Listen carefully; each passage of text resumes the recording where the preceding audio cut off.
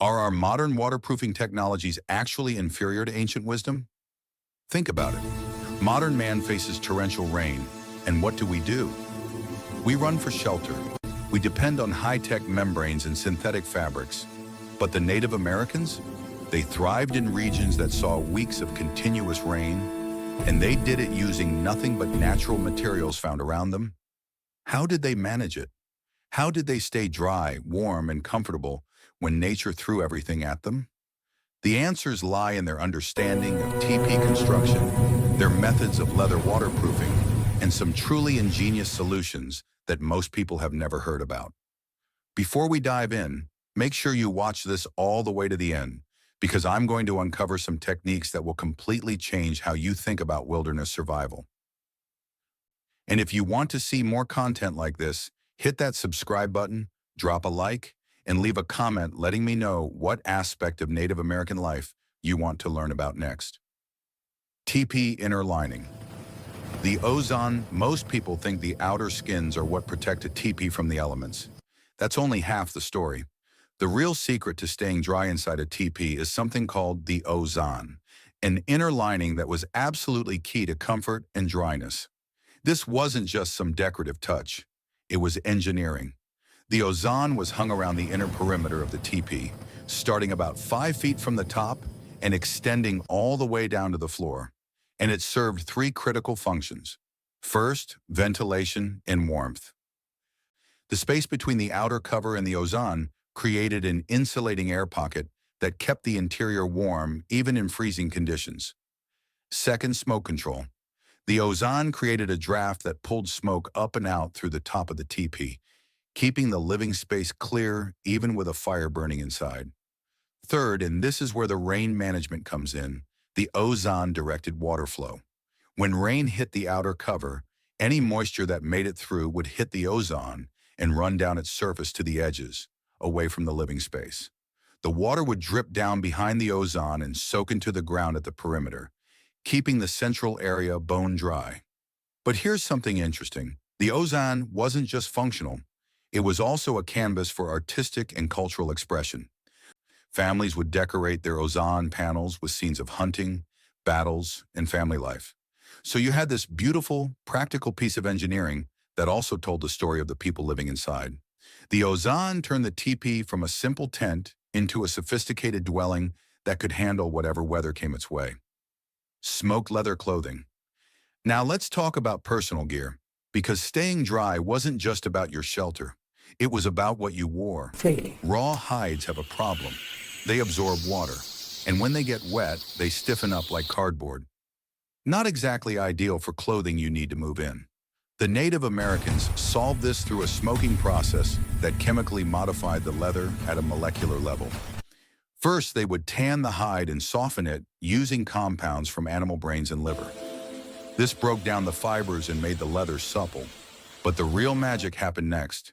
They would hang the leather over a smoldering fire for hours, sometimes days. The smoke penetrated deep into the fibers, coating them with compounds that fundamentally changed the material's properties. What did this smoking process achieve? 4 things. The leather became hydrophobic. Water would beat up and roll off instead of soaking in. It stayed soft even when wet. You could get caught in a rainstorm and your clothing would dry out without turning stiff. It was preserved from bacteria and fungi. The smoke acted as a natural antimicrobial agent, making the leather last for years. And it took on this beautiful golden to dark brown color that had aesthetic value. Here's a question worth considering. Is this more advanced than modern chemical impregnations? The Native Americans were modifying materials at a chemical level using nothing but fire and natural compounds, and the results lasted. Earth lodges. Let's head to the Missouri River region where the Mandan, Hidatsa, and Arikara people developed a completely different approach to staying dry. They built earth lodges. These weren't simple structures.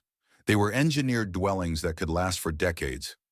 Construction started with central posts set deep in the ground, supporting a framework of rafters that created a dome-shaped roof.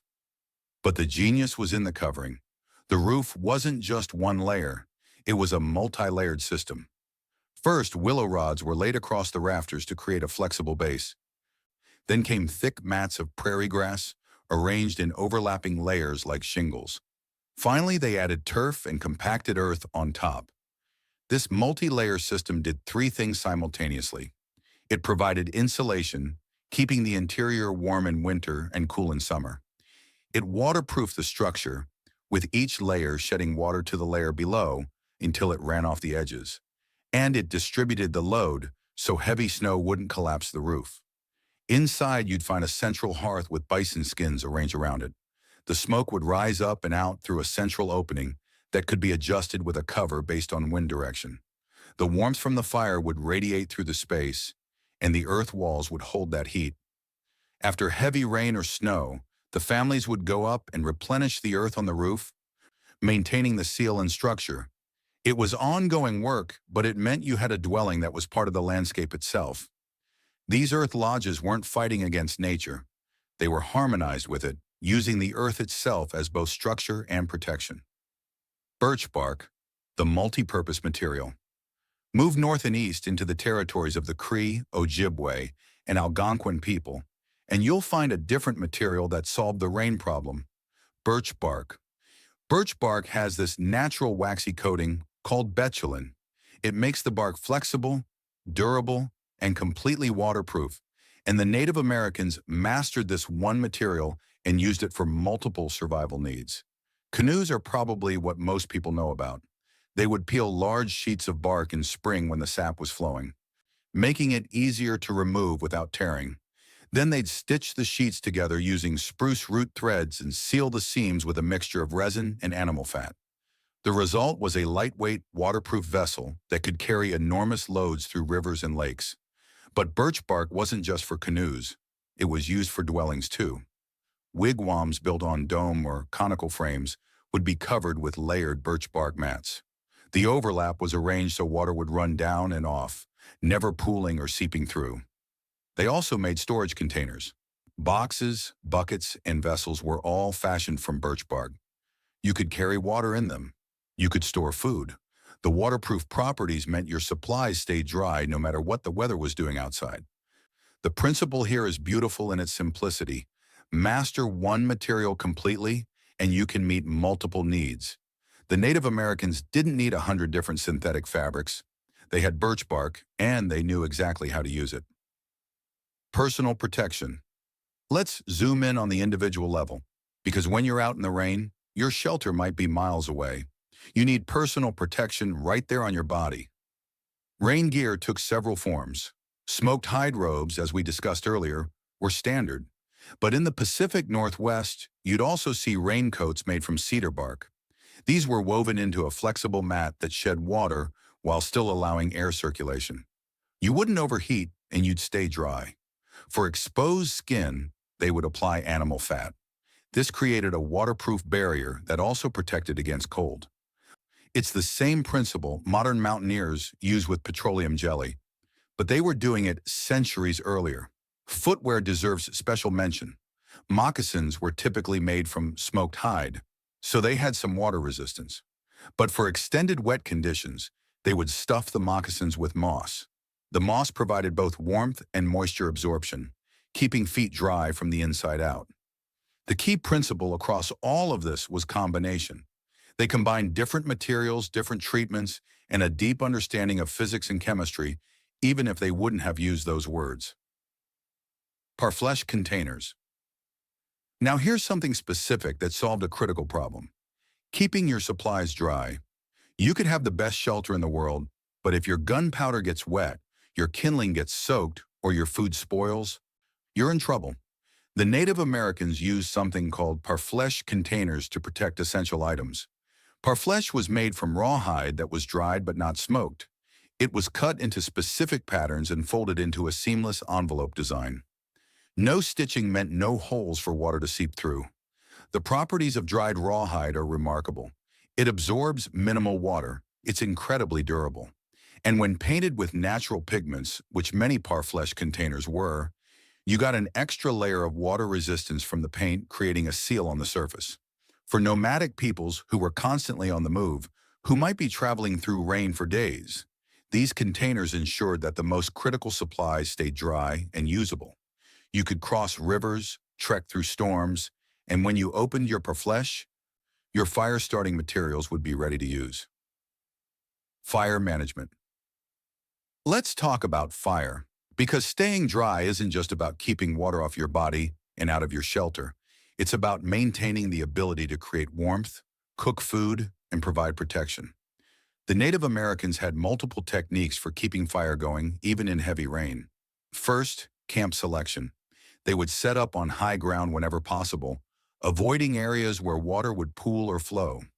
Natural shelters like overhangs or dense tree cover would provide protection from direct rainfall. If natural shelter wasn't available, they would construct it. A simple lean-to built from branches and bark could keep rain off a fire pit. Fire platforms were used in extremely wet conditions. They would lay a platform of green logs above the wet ground, creating a dry base for the fire. The green wood wouldn't catch fire easily, but it would provide a stable, dry platform for the actual firewood. The long fire technique was another solution. Instead of a compact fire, they would lay logs parallel to each other with the fire burning between them. This created a longer burn time and allowed them to tend the fire from under a shelter. For overnight fires, they used a 3-log smoldering technique. 3 logs arranged in a triangle would burn slowly through the night, needing minimal tending, and would still have coals ready in the morning. And here's something remarkable. They would transport fire. Coals would be carried in clay containers packed with ash. The ash insulated the coals, keeping them hot but contained, so they could start a new fire quickly even in wet conditions. Longhouses of the Iroquois Confederacy. The Iroquois Confederacy developed yet another solution to the rain problem. Longhouses. These were large communal dwellings that could house multiple families, sometimes stretching up to 100 meters in length. The construction was systematic. Posts were set in the ground to create the frame, and then the walls and roof were arched, creating that characteristic tunnel shape. For roofing, they used elm bark. Large sheets of elm bark would be stripped from trees, then dried and flattened. These became tiles that were laid in overlapping rows, each one secured with poles lashed to the frame. The features of a long house were designed for both rain protection and communal living. The roof had a steep pitch so rain and snow would slide off quickly. Smoke vents were positioned along the ridgeline, with adjustable covers that could be shifted based on wind direction to prevent rain from entering. The walls had multiple layers. First the structural poles, then an inner layer of bark, then an insulating layer of cattail mats, and finally an outer layer of bark. This created an air gap that insulated against both heat and cold, while the outer bark shed water. The result was a structure that was waterproof, windproof, and could house dozens of families together. During heavy rain, life continued inside without interruption. Multiple hearths along the center line provided warmth and cooking fires, with each family unit having its own designated space along the walls. Dry kindling and survival knowledge. Here's something that separates survival from catastrophe. Dry kindling. Because the best shelter in the world doesn't help if you can't start a fire. The Native Americans maintained smoldering kits. These were small containers of materials that would catch a spark even when damp. Dried moss, shredded birch bark, resin scraped from pine trees, and feather sticks. Feather sticks deserve explanation. These were small branches that had been carved with thin curls of wood still attached. The curls would catch fire quickly and burn hot enough to dry out and ignite larger wood. A skilled person could make feather sticks from slightly damp wood and still get a fire going. They also knew where to look for dry wood even in heavy rain. Dead branches still attached to trees, protected by the canopy above. The inner bark of certain trees. Resin pockets in pine trees that stayed dry because the resin itself repelled water. Campsite selection was an art form. They would look for high ground first to avoid water pooling. Natural shelter from wind and rain. Leeward orientation so prevailing winds wouldn't blow rain directly into the camp. And they would prepare their bedding with layers of bark, pine boughs, and hides to create a dry sleeping surface above the wet ground. This knowledge wasn't written down. It was passed through generations, learned through observation and experience. Young people would grow up watching how elders selected campsites, how they maintained fires, how they prepared materials in advance of storms. The understanding wasn't just about individual techniques. It was about reading the forest, understanding the materials around you, and knowing how to use them before you desperately needed them. So let's bring this all together. The Native Americans didn't just survive heavy rain, they thrived in it. The teepee, with its two-layer construction using the ozan to manage water flow. Smoked hides that repelled water and stayed soft when wet. Earth lodges that use multiple layers of natural materials to create waterproof, insulated dwellings. Birch bark mastered for canoes, shelters, and containers. Parfleche containers that kept critical supplies dry. Fire management techniques that maintained warmth and cooking ability even in the wettest conditions. And long houses that housed entire communities in waterproof comfort. Every single one of these solutions came from centuries of observation and experimentation. They understood the properties of materials in ways we're only beginning to appreciate with our modern scientific instruments. They knew how to work with nature rather than against it. The sophistication is remarkable when you really think about it. These weren't primitive people making do with limited resources. These were skilled engineers, chemists, and builders who had perfected their craft over countless generations. Now I want to hear from you. What aspects of Native American life do you want to learn more about? Their hunting techniques, their cooking methods, their social structures? Drop a comment below and let me know. And if you found this valuable, hit that subscribe button and the like button. It helps more people discover this kind of content. Thanks for watching, and I'll see you in the next one.